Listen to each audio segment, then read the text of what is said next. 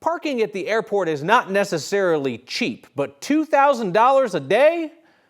The woman had parked in the garage. It's supposed to be $35 a day. This isn't some sketchy parking lot company. It's the city of Denver's property, so it feels like something that should get sorted out pretty quickly.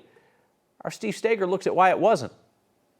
Our company is You Should. We offer skin protection apparel. Cheryl McConnell says the foot traffic at DIA makes it worth the high prices she pays to rent some booth space for her small business. Even justifies what she and her husband usually pay for parking to work there. I park in the garage in the West Terminal. How much is that? $35 a day. It doesn't, however, justify her bill for 1 day of parking 2 weeks ago. 14 hours. For 14 hours, they charged me $2,300. Cheryl says after a long day, she didn't look at the screen when she was checking out that night, just swiped her card. When I went and logged into my bank account, I was like, oh, $23. I wonder what the special was at DIA that day. And then I grabbed my reading glasses. And I was like, what? $2,310. The receipt they tracked down says Cheryl's car had been parked there since late June.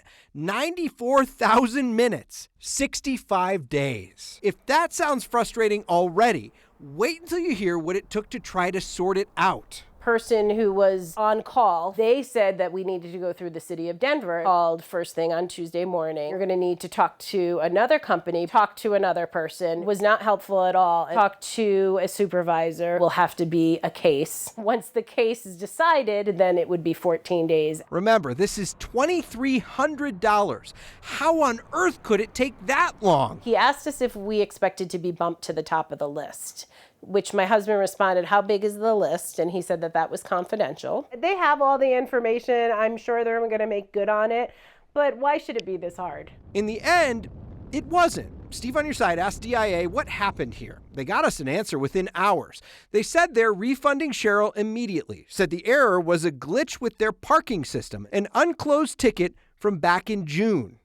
And that currently, our review doesn't indicate that this is a widespread issue. Cheryl has a tough time believing that because of what has happened to her husband in a different car. When he's gone to leave the airport, it has popped up these different amounts. So he started taking screenshots of them. Screenshots showing $500, even $1,600. How many other people has this happened to? Like, how much money have they collected that is not valid? So we tested that system out today. It scans your license plate when you go into the lot and then scans it when you go out. So when you pull up, you don't have to scan your ticket right away. DIA told us you should always look at what the screen says, and if it appears to be wrong, scan your ticket or press the little help button that's on screen. I'm not saying that this is happening more often than we know, but just in case it is, our email is steveonyourSide@9news.com, or you can get to us the normal way. Next at 9news.com too. I'm glad you still remember the email, Steve. It took me a minute. Even after some time away from our team. But that was too good of a story not to bring back here. I feel like I say this to you over and over again on your consumer beat. We know that mistakes are going to happen, but we would just like for responsible people and agencies to solve these things without you having to get involved to shake the tree first. That's the thing, is that we keep running into people who run into, there's a term in the industry called sludge, where it just seems like people are determined to slow you down when you're trying to reach some sort of resolution. Customer service departments where you get disconnected, you get connected to another person who doesn't know what they're talking about.